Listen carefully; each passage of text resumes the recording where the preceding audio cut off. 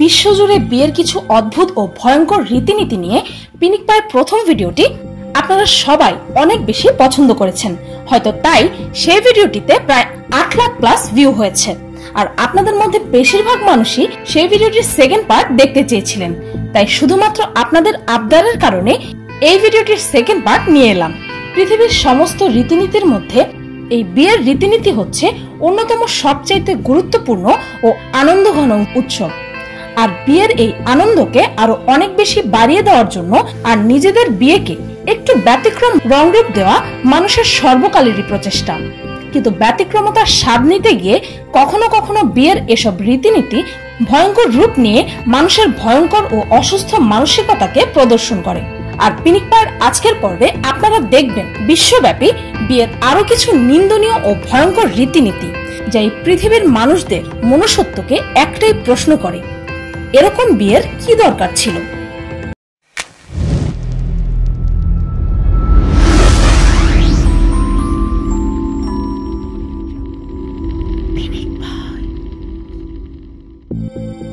সতীদাহ এই প্রথায় একটি মেয়ের হাজবেন্ড মারা যাওয়ার পর হয়তো তার ইচ্ছায় অথবা অনিচ্ছায় প্রথমে তাকে নেশাদ্রব্য খাওয়ানো হয়। তারপর সেই মেয়েটির হাজবেন্ডের মৃতদেহের সাথে সেই মেয়েটিকে জীবন্ত পোড়ানো হয়। এই ভয়ঙ্কর রীতির মূল কারণ হিসেবে বলা হয় যে স্বামীর প্রতি ভালোবাসা ও সমর্পণের কারণেই মেয়েরা তাদের আত্মাহুতি দেয়। যদিও বেশিরভাগ ক্ষেত্রেই এই প্রথা পালন করার জন্য মেয়েদেরকে বাধ্য করা হয়। এই ভয়ঙ্কর প্রথাকে 1828 সালে আইনত বন্ধ করা হয়। যদিও অনেকেই ভাবে যে এই প্রথাটি ঈশ্বরচন্দ্র বিদ্যাসাগর বন্ধ করেছিলেন, কিন্তু উইকিপিডিয়া অনুযায়ী বাস্তবে উইলিয়াম ক্যারে, রাজা রামমোহন রয় ও ব্রিটিশ ইন্ডিয়ার তৎকালীন governor general Lord William Bentinck এই সতী প্রথাকে বন্ধ করেছিল।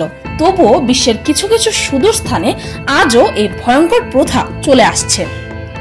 গাছের সাথে বিয়ে ইন্ডিয়ার কিছু কিছু স্থানে আজও এই প্রথা দেখা যায়, যেখানে একটি মেয়ে যদি একটি নির্দিষ্ট তিথিতে জন্ম নেয় তবে মানা হয় যে সেই মেয়েটির মঙ্গলিক দোষ আছে, যার ফলে সেই মেয়েটি যার সাথে বিয়ে করবে সেই ছেলেটির অকাল মৃত্যু হবে।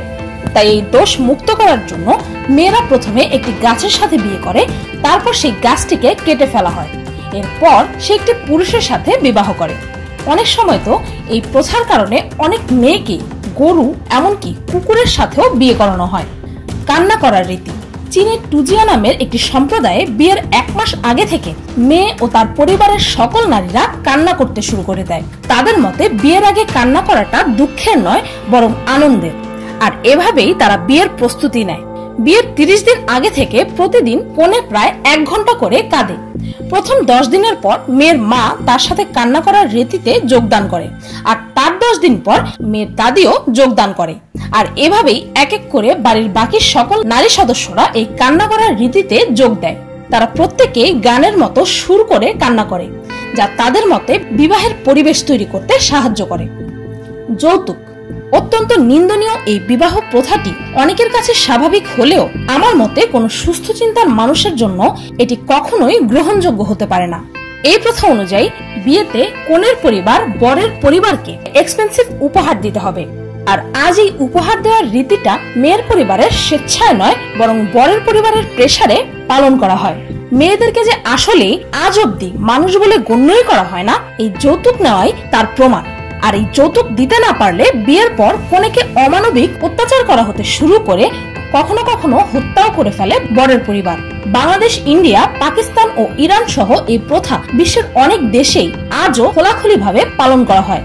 উইকিপিডিয়া ও ইন্ডিয়া টুডের একটি রিপোর্ট অনুযায়ী যৌতুকের জন্য হত্যার দিক থেকে ইন্ডিয়া শীর্ষস্থানে আছে, যেখানে প্রতিদিন গড়ে প্রায় 21টি মেয়েকে যৌতুকের জন্য হত্যা করা হয়। আর এদের মধ্যে মাত্র 34.7% আসামিদেরই শাস্তি দেওয়া হয়।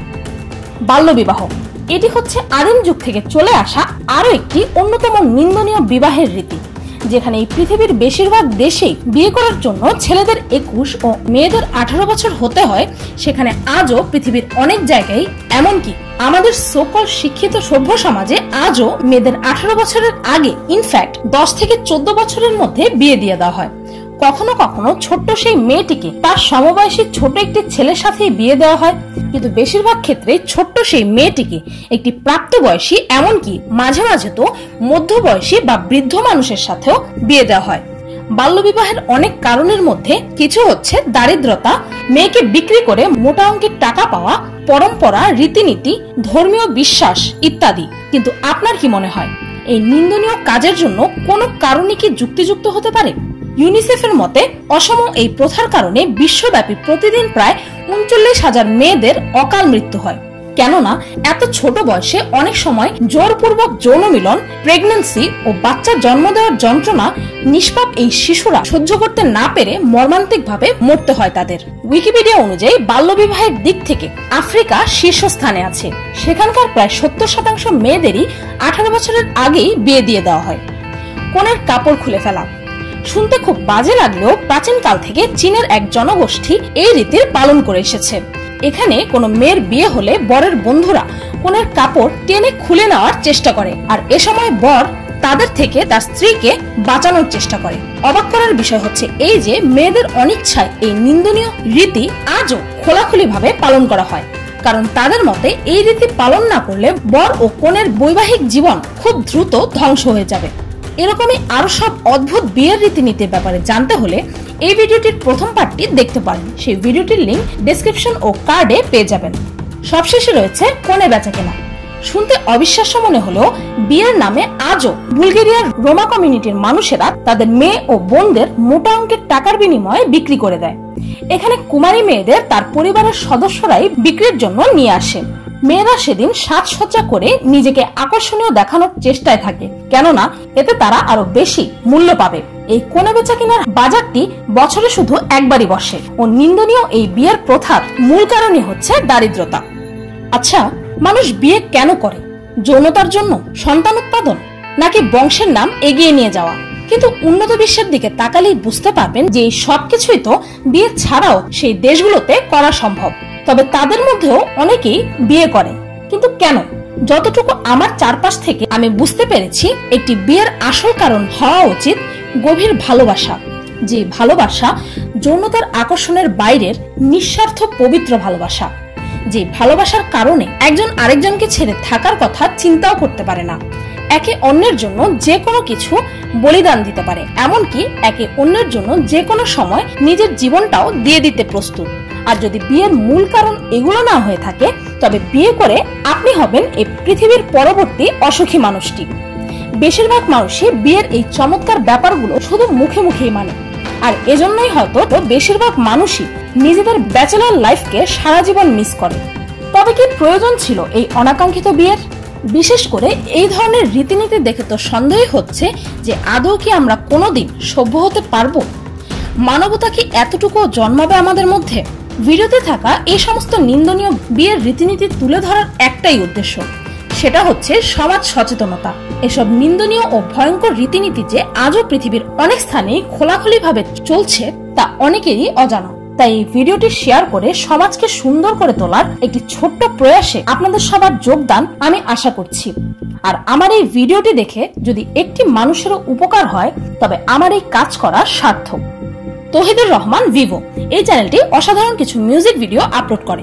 এই চ্যানেলটি থেকে ঘুরে আসার জন্য পিনিক ভাইয়ের পক্ষ থেকে আপনাদের সবার কাছে অনুরোধ রইল। আপনারা যারা জানতে চেয়েছিলেন যে একটি অডিও ফাইল থেকে নয়েজ কিভাবে বাদ দিতে হয়, তারা আমার সেকেন্ড চ্যানেল মিস্টেকের নয়েজ রিডাকশন নিয়ে লেটেস্ট ভিডিওটি দেখে আসতে পারেন। সেই ভিডিওটির লিংক ডেসক্রিপশন ও ফার্স্ট কমেন্টে পেয়ে যাবেন। আর হ্যাঁ, পিনিক ভাইয়ের একটি ফেসবুক পেজ আছে। সেই পেজটিতে আমি এমন সব ভিডিও আপলোড করি যে ভিডিওগুলো ইউটিউবের কঠিন রুলের কারণে আমি কখনোই আমার ইউটিউব চ্যানেলে আপলোড করতে পারবো না। তাই পিনিক ভাইয়ের সেই না দেখা ভিডিওগুলো দেখতে হলে আমার সেই ফেসবুক পেজটিকে লাইক করতে ভুলবেন না যেন। সেই ফেসবুক পেজটির লিংক ডেসক্রিপশন ও ফার্স্ট কমেন্টে পেয়ে যাবেন। ভিডিওটি ভালো লাগলে একটি লাইক দিতে ভুলবেন না। আর যদি আপনাদের জানা মতে বিয়ের এমনই আরো কিছু অদ্ভুত ও ভয়ঙ্কর রীতিনীতি থেকে থাকে, তবে সেটা কমেন্টের মাধ্যমে আমার সাথে শেয়ার করতে ভুলবেন না যেন। আর আমার চ্যানেলটিকে সাবস্ক্রাইব করুন প্রতিদিন আরো অদ্ভুত ও মজার সব ভিডিও দেখতে। আজকের মতো এই পর্যন্তই, দেখা হচ্ছে পরের ভিডিওতে।